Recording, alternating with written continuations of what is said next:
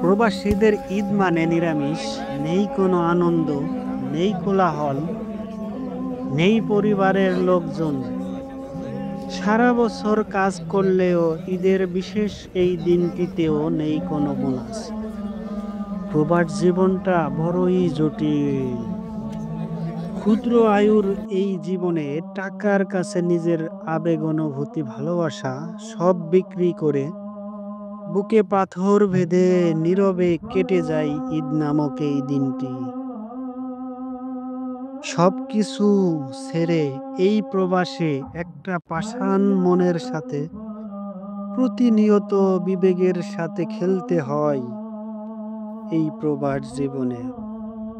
প্রবাস জীবনের সমীকরণটা যেন মিলেই না কোনো সূত্র দিয়ে, যেন মিলেই না কোনো সূত্র ফেলে।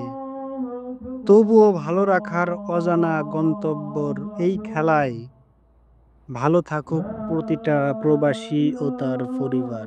সবাইকে জানাই ঈদের শুভেচ্ছা। ঈদ মুবারক।